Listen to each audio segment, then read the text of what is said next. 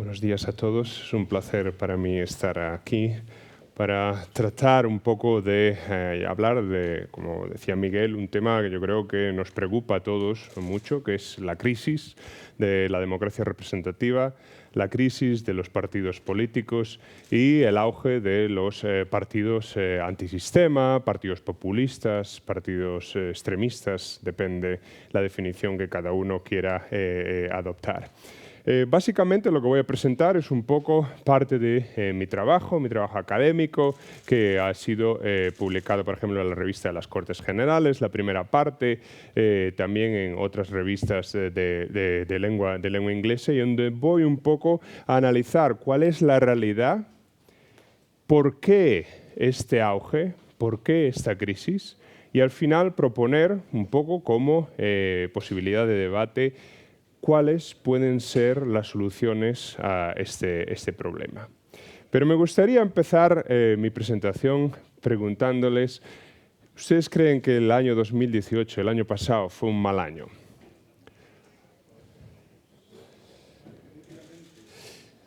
Esa es una buena pregunta. Sí, porque yo quería empezar pensando, para aquellos que son cinéfilos y les gusta la música, fue un mal año. Stephen Hawking falleció, Montserrat Caballé falleció, pero tú tienes razón, políticamente fue un mal año también. Es decir, no ya solo para la sociedad en general, sino también desde el punto de vista político. Fue un mal año, ¿por qué? Porque por primera vez en la historia, en Italia, un gobierno 100% populista se formó, con la Liga 5 Estrellas, con la Liga y con el Movimiento 5 Estrellas. En los rincones de Europa, dos, digamos, líderes iliberales, como son Erdogan en Turquía y sobre todo Orbán en Hungría, ganaron las elecciones. El caso de Orbán es especialmente preocupante, primero porque fue su tercera mayoría constitucional, segundo porque por primera vez en la Unión Europea tenemos un país que no es enteramente democrático, como los índices, por ejemplo, de Freedom House señalaron el año pasado. Y aparte, Fidesz, su partido, es miembro del Partido Popular Europeo, lo que es incluso mucho más preocupante. En Suecia, por ejemplo, el año pasado, los demócratas suizos tuvieron los mejores resultados de la historia, coaccionando o determinando la forma de formación de gobierno en Suiza. En Latvia, por ejemplo, un partido a quién corresponde el Estado, ese es el nombre, ya solo el nombre se puede entender el tipo de partido, quedó segundo en las elecciones, había sido formado un año y medio antes. Todos estos son partidos anti-establishment, partidos de corte claramente populista, que el año pasado tuvieron unos grandes resultados electorales. Pero es que el problema es que en 2017 y 2016 fueron mucho peores. En Alemania, por primera vez desde el fin de la Segunda Guerra Mundial, un partido de extrema derecha logró llegar al Parlamento. Le Pen, bueno, sabemos lo que pasó en las elecciones presidenciales. En el país donde resido desde hace ya más de 6 años, el Brexit y, obviamente, en Estados Unidos, el huracán Trump. Obviamente, todo esto ha puesto en tela de juicio un poco las concepciones que tenemos sobre cómo funciona nuestra democracia. No es nada nuevo. La verdad es que si uno se pone a pensar, los desafíos democráticos ya empezaron hace un par de décadas. Obviamente, la globalización, la desigualdad socioeconómica, sobre todo a partir de la gran recesión de 2008, la crisis de los inmigrantes sirios, cuestiones de europeanización, todos ellos han hecho que empecemos a replantearnos dimensiones esenciales de lo que se considera una democracia de calidad. Y obviamente, dentro de esta crisis, ha llevado a la sociedad a tener sentimientos antipartidistas. La idea de que los partidos políticos son corruptos, de que los partidos políticos no están representando, no están haciendo sus deberes, de que no necesitamos los partidos políticos. Incluso hay una corriente dentro del mundo académico que dice que en realidad lo que necesitamos son expertos. Ya no necesitamos los partidos políticos.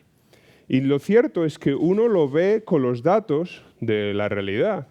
Cuando uno mira el Eurobarómetro, ve que la confianza en los partidos políticos en la Unión Europea de media es sobre un 17%. Un 17% de la ciudadanía confía en los partidos políticos. En España está sobre un 6-7%. Pero esto no es preocupante de por sí, evidentemente, ¿no? Es interesante, por cierto, que en los países del norte, donde la calidad democrática se considera mucho mayor, la confianza en los partidos políticos está por encima de la media. Pero lo que es preocupante desde mi punto de vista es que los partidos políticos son las instituciones en que menos confianza los ciudadanos tienen.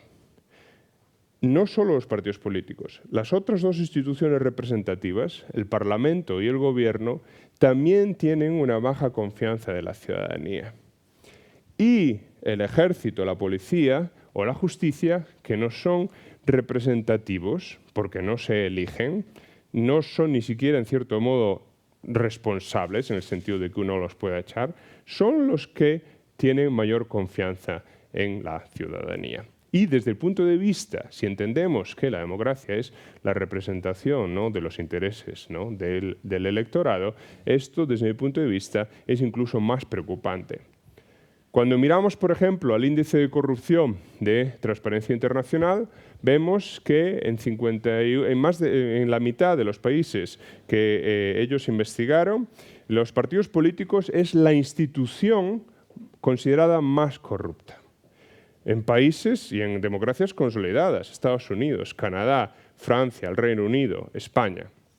Obviamente, esto nos hace pensar qué es lo que está sucediendo con los partidos políticos. Porque los partidos políticos no solo están en crisis como entes, están en crisis también como organizaciones. La gente ya no quiere ser miembro de los partidos políticos. Aquí pueden ver una tabla que mira el porcentaje de miembros en función del electorado de cada país. Vemos que, con las excepciones básicamente de Austria y Chipre, es cierto que esta imagen está tomada en 2012, con lo que posiblemente los números hoy en día sean incluso menores, ¿no? Pero vemos, por ejemplo, países como el Reino Unido, un 2% del electorado pertenece a partidos políticos. Obviamente, ni siquiera más de un 18%. Y es que esto no es solo una foto fija. Si miramos a la tendencia, vemos que en todos los países, con la excepción de España y Grecia, ya digo, está tomada en 2012. Estoy seguro que hoy en día la tendencia de nuestros dos países del sur también sería negativa. Vemos que la tendencia desde 1980 hasta 2012 es negativa en todos y cada uno de los países. Es decir, los partidos están perdiendo lo más importante, que son sus miembros, ¿no? Y ya no es que la gente no quiera ser miembro de los partidos políticos, es que no confía ni se identifica con los partidos políticos. Este gráfico nos muestra las tendencias de identificación partidista en democracias consolidadas del oeste de Europa desde los años 60. Como pueden ver, todos y cada uno de los países han experimentado un declive. Es decir, partidos políticos no se confía, partidos políticos no tienen miembros, el electorado no se identifica con los partidos políticos. Pero aún hay más. El problema es que la gente ya no va a votar. Se busca otras arenas de participación. Pero la principal arena en una democracia, que es el votar, las elecciones, está también en crisis. Cuando vemos la tendencia, este gráfico señala la tendencia de participación electoral distinguiendo entre tres regiones. La azul es Europa del Oeste, la roja es Europa del Sur y la verde es Europa del Este. Como pueden comprobar, especialmente desde el año 2000, asiste clarísimamente un incremento hacia la abstención electoral. Pero es que no es ya solo una tendencia, es que esto es una pauta.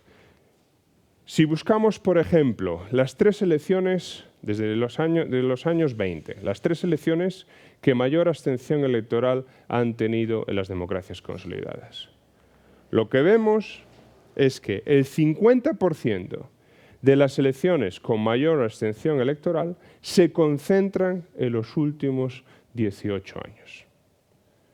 Es decir, teniendo en cuenta casi 100 años de historia democrática europea, la abstención electoral mayor se ha producido en los últimos 18 años. Pero es que ya no es solo que la gente no quiera ir a votar. Es que cuando van a votar, lo que hacen es votan por partidos totalmente diferentes. Este gráfico muestra el índice de volatilidad electoral, básicamente el cambio agregado en las preferencias políticas de los votantes. Y lo que vemos es un incremento en los niveles de volatilidad electoral, lo que crea una inestabilidad en el sistema de partidos. No hay que sorprenderse por ello la inestabilidad del sistema de partidos español. Por ejemplo, en las elecciones de 2015, el nivel de volatilidad electoral fue de un 35%. Un 35% de los votantes cambiaron de preferencias, a nivel agregado estamos hablando, desde las elecciones de 2011 a las de 2015. Y obviamente esto creó un problema importante, sobre todo, y lo estamos viendo estos días, en materia de formación de gobierno, la facilidad con que la gobernabilidad puede tener lugar. Igualmente, el 40%, una vez siguiendo un poco el mismo tipo de análisis que les presentaba, el 40% de las elecciones con mayor volatilidad electoral en los últimos 16 años, y esto ya digo, contando 100 años de historia democrática. Pero además, no es ya solo que la gente no quiera ser miembro de partidos, no es ya solo que no se identifique con los partidos, no es ya solo que no vaya a votar, no es ya solo que cuando va a votar lo que hacen es cambiar de preferencias. Lo que hacen es votar por partidos nuevos. Esto es un gráfico hasta el 2014 que mira el porcentaje, desde los 60, porcentaje de voto a partidos nuevos. En los años 60 era de un 5%. En 2014 era de casi un 38%. Obviamente, esto nos hace ver hasta qué punto los partidos tradicionales están en crisis. Pero aún es más, no es que voten a cualquier partido nuevo. Es que la mayoría de los votantes lo que hacen es votar a partidos que están en contra del sistema, a partidos anti-establishment, a partidos populistas, a partidos extremistas y antidemocráticos. Este es un gráfico que va hasta el principio del siglo XX. Y básicamente lo que mide es el porcentaje de voto a partidos anti-establishment, desde, ya digo, 1900. Vemos que desde el 2010 el porcentaje de votos de media ha llegado a un 21%. Si miramos y lo comparamos con el final de la Guerra Fría, vemos que es 10 puntos, casi 10 puntos mayor que, digamos, el final del periodo o la era dorada de los partidos políticos. Obviamente, esto es un problema importante, porque si el 21% de los votos va a partidos anti-establishment, partidos que lo único que quieren es destrozar o cambiar el sistema, esto supone un importante desafío para la calidad de la democracia. Igualmente, el 50% de las elecciones con mayor porcentaje de voto a partidos anti-establishment se concentra en los últimos 16 años. Es decir, no es ya una tendencia, es que es una pauta. Y esto verdaderamente nos hace pensar que tenemos un problema importante. No ya solo, ya digo, a nivel agregado. Veamos, por ejemplo, en las 3 regiones de las que le hablaba. Sobre todo, veamos el incremento en el sur de Europa a partir de la crisis. A nivel individual, en casi todos los países de Europa del Este, pensemos en el centro, en el corazón de Europa del Este, Hungría, Polonia, República Checa, Eslovaquia, todos ellos han visto un incremento extraordinario de voto a partidos anti-establishment. Europa del Oeste, con la excepción de Suiza y Malta. Bueno, en Malta hay 2 partidos, allí no pasa nada, ¿no? Es muy difícil que pase algo, ¿no? Pero y en Suiza ya sabemos, tienen el sistema consensual, gobierno, todo el mundo participa, en más democracia directa. En todos y cada uno de los países, lo que vemos es un incremento de voto a partidos anti-establishment. En España, evidentemente. Obviamente, hay países en donde las cosas fueron mucho peores en los periodos de entreguerra, en España, en Alemania, pero evidentemente lo que se ve es una clara tendencia, una clara pauta, ¿no? Entonces, la cuestión que nosotros los académicos nos preguntamos, y voy a usar aquí la forma o la palabra de los populistas, casta, ¿no? ¿Son los partidos anticasta una amenaza para la democracia, ¿no? Y entonces existe toda una literatura, porque está mucho en auge, como decía Miguel, es decir, en ese libro que yo tuve la ocasión también de contribuir, se estudia, ¿no?, muy a fondo, ¿no?, los diferentes conceptos de populismo, ¿no? Los académicos hoy en día, uno casi no puede ganar una beca o un proyecto sin mencionar la palabra populismo, ¿no? Entonces, es verdaderamente una amenaza para la democracia, porque se habla mucho de que los partidos populistas son una amenaza para la democracia, ¿no? De que los partidos populistas, por su carácter antiliberal, por su carácter anti-establishment, en algunos casos autoritario, pueden llegar incluso al colapso de la democracia. Pero investigaciones comparativas a larga escala y con un buen,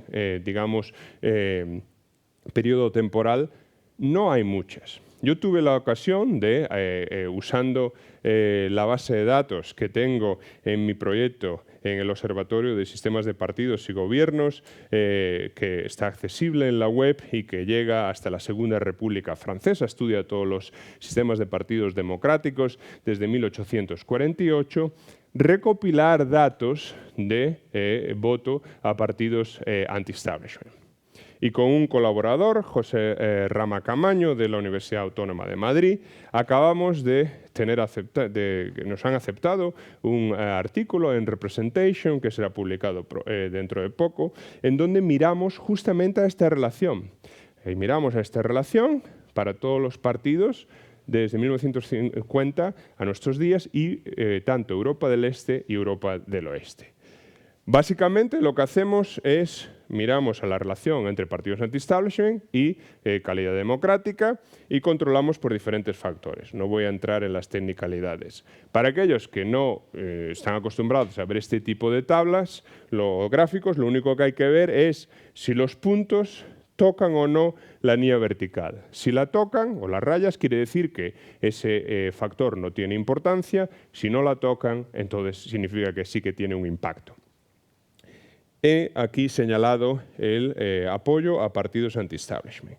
Como pueden ver, en todos y cada uno de los modelos estadísticos, ya digo, no voy a entrar a cuáles son los diferentes modelos, se ve clarísimamente un efecto negativo del voto a partidos anti-establishment y la calidad de democracia. Se puede ver mejor aquí, obviamente. Ven la línea descendente, ¿no?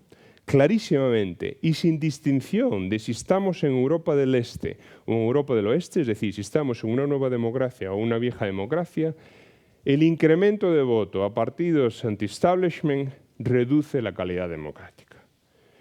Ya no solo en general, estos son datos, por ejemplo, de la base de datos del Varieties of Democracy, ¿no?, de Suecia. Y se ve que en todas y cada una de las dimensiones, electoral, liberal, deliberativa, participativa, igualitaria, el incremento de voto a partidos anti-establishment lleva a una reducción en las diferentes dimensiones de la calidad democrática. Es decir, sí, el auge del populismo es malo para la calidad de la democracia. Entonces, si ello es así, es decir, si, digamos, como han dicho algunos, el incremento de voto a partido populista, el auge de los populismos es malo para la democracia, las preguntas que nos debemos hacer es ¿por qué?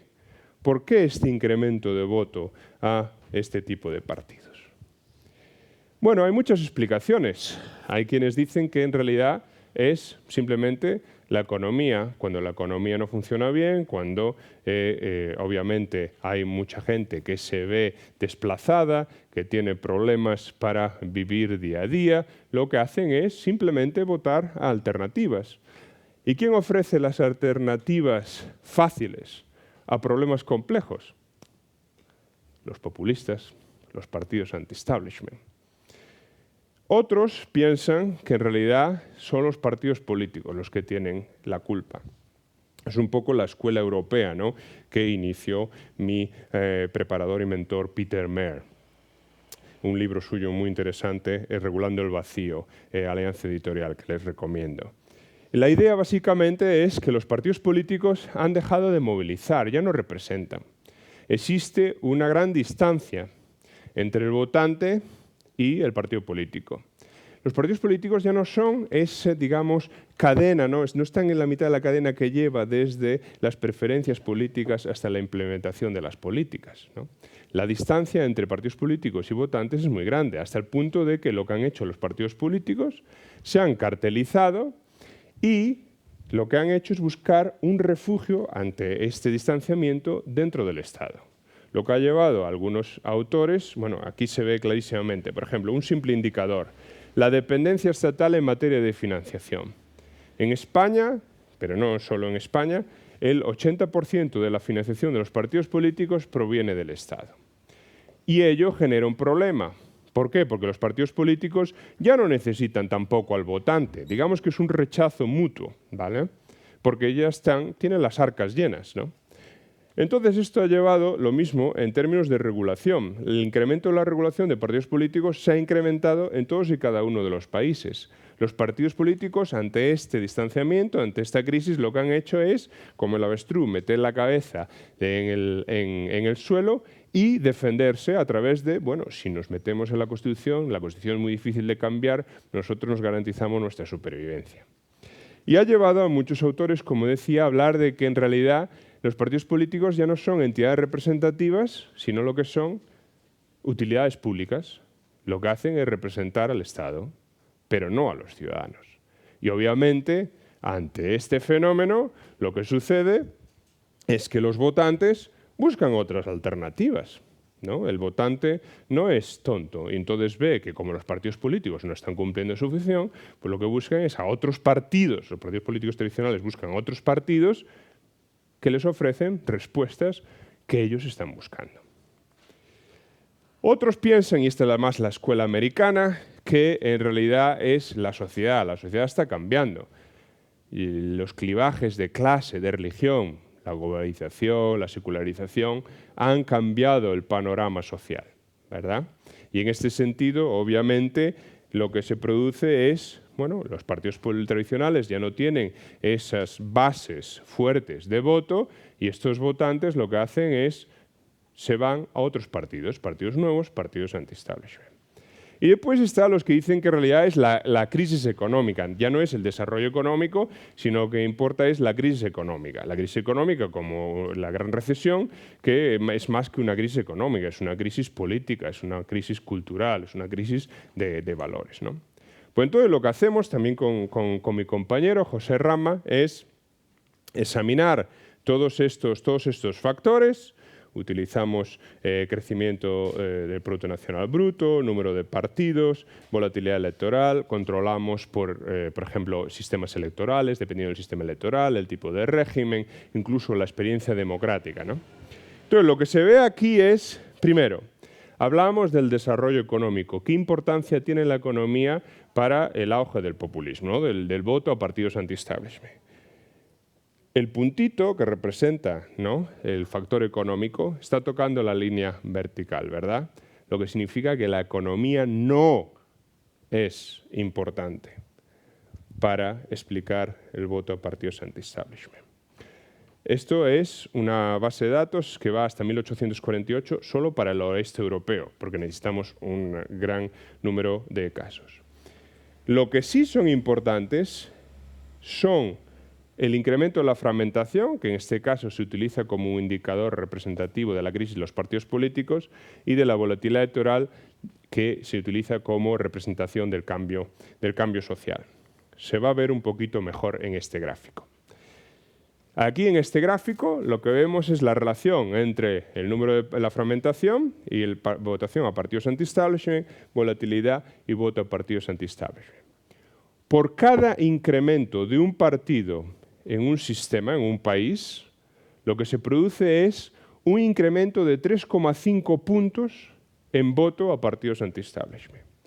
Y lo mismo, cada incremento de 2 puntos en el cambio de las preferencias de los votantes, lo que se produce es, en un punto del cambio de las preferencias de los votantes, lo que se produce es un incremento de 2% en votos a partidos anti-establishment. Es decir, tanto el cambio social que estamos experimentando en las sociedades del oeste de Europa como la crisis de los partidos políticos tradicionales incrementan o tienen un impacto sobre el incremento de voto a partidos anti-establishment.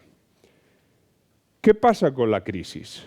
Ha habido un montón de publicaciones, libros sobre ¿ha sido la crisis, no ha sido la crisis, cuándo se produce una gran crisis? Lo bueno de mi base de datos es que uno puede comparar crisis. Y lo que hicimos y lo que hacemos en este gráfico es comparar el impacto que la otra gran crisis, la Gran Depresión de 1929, tuvo en el incremento de voto a partidos anti-establishment y la Gran Recesión. Y lo que se ve es que mientras que la Gran Recesión, que son los redondeles rojos, no tuvo y la Gran Depresión no tuvo ningún impacto en este incremento de voto, en el caso de la Gran Recesión sí. Y lo que se ve incluso más es que en aquellos países donde la crisis impactó de manera, digamos, de una manera mayor, durante la Gran Recesión, el porcentaje de voto a partido anti-establishment se incrementó. España, Grecia son países claros. Islandia, Chipre, obviamente son países que durante la Gran Recesión sufrieron un importante golpe económico y donde el porcentaje de voto a partidos anti-establishment incrementó. Se ve clarísimamente aquí. La línea negra representa el periodo anterior a la Gran Recesión, tanto en el número de partidos como en volatilidad electoral, y la línea gris representa lo que sucedió después de la Gran Recesión. Y lo que vemos clarísimamente es que sí, ya existía una crisis de los partidos políticos y cambio electoral antes, pero después del 2008 el incremento de voto anti-establishment, debido tanto a la crisis de los partidos políticos como al cambio social, es exponencial. Usando una metáfora o una analogía, digamos, médica, es como el cuerpo de la democracia tenía SIDA, es decir, estaba enfermo, ¿no? La gran crisis, ¿no?, fue como una gripe. La gran crisis fue una gripe que lo que hizo fue deteriorar aún más el cuerpo enfermo de la democracia y producir tumores. ¿Y esos tumores qué son? Los partidos populistas. Y es que yo, en contra de otros académicos, piensa que el populismo no es una enfermedad, es un síntoma. En realidad, la enfermedad son los partidos tradicionales. Es la crisis de los partidos tradicionales los que han llevado, y eso se ve en los estudios estadísticos que acabo de mostrarles, al auge del partido populismo. En sí mismo, los partidos populistas no son la enfermedad, son simplemente un síntoma. Yo incluso pienso, podemos hablar después en el debate, que los partidos populistas pueden incluso llegar a ser una oportunidad dentro de ciertos límites y contextos, ¿no? Entonces, y aquí ya la última parte de mi presentación, es ¿cuál es el tratamiento? Vamos a ver. Y es importante que tengamos esto en cuenta, porque si los partidos populistas no son la enfermedad, sino que son los partidos políticos tradicionales, el tratamiento que tengamos que aplicar es diferente. Entonces, imaginemos, ¿no?, que somos cirujanos y tenemos que intentar resolver el problema del populismo, ¿no? Entonces, cuando uno tiene cáncer, básicamente, yo diría, hay 3 posibilidades. La primera es, uno extirpa el tumor. ¿verdad? Entonces, en términos políticos, ¿qué sería la extirpación de los tumores? La prohibición de los partidos políticos, ¿verdad? Bueno, la prohibición de los partidos políticos ha funcionado. Incluso aquí podemos pensar en su día en el caso vasco, pero poniendo un poco ejemplos, por ejemplo, más históricos. Alemania, la prohibición del Partido Comunista y la prohibición del Partido Neonazi en los años 50 llevó a la estabilización del sistema de partidos en un sistema de 2 partidos y medio, con los liberales utilizados o funcionando como bisagra entre el Partido Socialdemócrata y el Partido Conservador. Hay casos también durante el periodo entre guerras. Checoslovaquia, los 5 partidos de centro se unen a fin de excluir tanto a los partidos nacionalistas eslovacos, los partidos nacionalistas alemanes, neonazis, y al Partido Comunista. Checoslovaquia fue la única democracia de Europa del Este que sobrevivió. Desapareció por culpa de la invasión nazi. Pero, ¿qué pasa? Hay casos en los que no funciona. Turquía, pensemos en Turquía. No existe ningún país de Europa donde se haya prohibido más partidos políticos. ¿Recuerdan lo que empecé hablando de Erdogan? Bueno. Otra posibilidad es aplicar quimioterapia, ¿no? Es otra de las posibilidades que tenemos para luchar contra el cáncer. En términos políticos, ¿qué podría ser? Pues yo creo que podría ser el famoso cordón sanitario, ¿no? Se habla mucho del cordón sanitario. Hoy en día hay algunos partidos políticos que parece que en sus coaliciones de gobierno están aplicando un cordón sanitario. Claro que el cordón sanitario, el problema que tiene es que primero es selectivo, parece que se aplica a algunos partidos y no a otros, a pesar de que tengan el mismo estatus. También el cordón sanitario es muchas veces temporal, ¿no? Pero pensemos, ¿no?, en casos de cordón sanitario. Por ejemplo, en Bélgica, en el periodo entre guerras, se utilizó contra el partido rexista y funcionó. En Francia, por ejemplo, se aplicó el cordón sanitario contra el Frente Nacional, pero hemos visto que en realidad no funciona. Bueno, como soy vegano, yo creo que la solución es la dieta. Es la tercera solución que muchos médicos han dicho. ¿Cómo curar el cáncer? Bueno, cambie usted su dieta, ¿no? Evite ciertos alimentos. Bueno, pues ¿qué sería cambiar la dieta en términos políticos? Bueno, yo lo que creo es que lo que hay que es cambiar la dieta de los partidos políticos tradicionales. Necesitamos partidos políticos fuertes. Y cuando digo partidos políticos fuertes me refiero en términos organizativos. Se han escrito libros, Nicole Bolleyer, un libro fantástico en 2013 sobre cómo la institucionalización de la organización partidista lleva a los nuevos partidos a sobrevivir.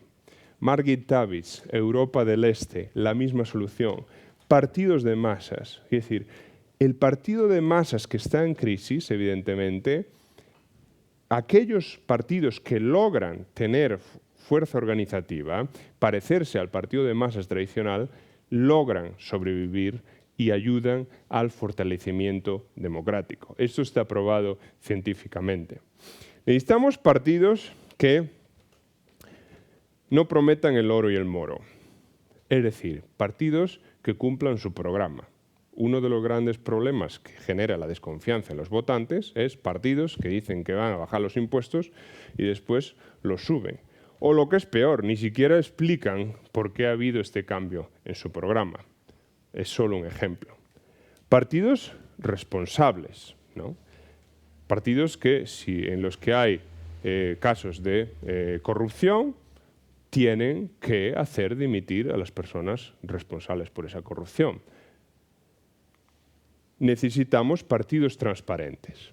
En este sentido, yo he tenido la oportunidad de colaborar mucho con la Oficina de Instituciones y Derechos Humanos de la OSCE, donde tanto aquí en España, en la Comisión de la Calidad de la Democracia, como en Moldavia, me voy la semana que viene a Armenia, intentamos mejorar las leyes de financiación de los partidos políticos. Cuanto más transparente, por ejemplo, sea el proceso de toma de decisiones, la financiación de los partidos. Además, hoy en día, con los avances tecnológicos que hay, es muy fácil simplemente poner cuánto se gasta, cuánto se ingresa, de dónde, cómo. Es muy importante, porque no debemos olvidarnos. Es la corrupción lo que también, en muchos países, ha llevado al incremento de votos a partidos anti-establishment. Y en ese sentido es muy importante. Deben dar ejemplo. Yo creo mucho en la educación dirigida a través también de los partidos políticos, ¿no? Y los partidos políticos no deben solo preguntarle al votante, yo estoy aquí, tienen que dar el ejemplo ellos mismos. Y yo estoy convencido de que la confianza de los votantes volverá. La cuestión es, hay que portarse bien. Esto es un poco como el padre que le dice al hijo, ¿no? Pórtate bien, que después te doy un regalo. Bueno, pues hay que portarse bien. Objetivos a largo plazo. Uno de los grandes problemas que yo veo en los partidos políticos tradicionales es solo se mira al día siguiente, a la próxima elección. Es decir, los grandes estadistas, los grandes partidos fueron, digamos, tuvieron éxito por esta visión de Estado, esta visión a largo plazo. Compromisos. Es importante llegar a acuerdos.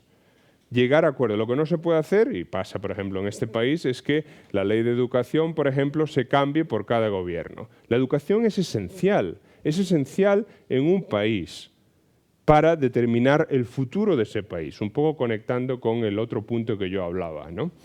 Lo que debe haber es un compromiso para ciertas reformas que son estructurales y que deben tener un largo plazo. Y en ese sentido yo creo que es muy importante que los partidos políticos se pongan de acuerdo. Y finalmente, los partidos políticos deben tener una visión de la democracia de que no es una suma cero. Es decir, la democracia, todos ganamos algo y todos perdemos algo. Pero el problema, por ejemplo, de muchos partidos populistas es eso, que entienden de que ellos son los únicos representantes del pueblo y por tanto conciben la democracia como un juego de suma cero. Termino diciendo, el auge de los partidos populistas, el auge de los partidos anti-establishment, es malo, lo hemos visto, para la calidad de la democracia. Hemos visto que es un problema que se debe en parte, no en todo, pero en parte, a la crisis de los partidos tradicionales, pero yo creo que son los propios partidos políticos tradicionales los que tienen la solución. Y con esto me gustaría finalizar mi presentación. Muchísimas gracias.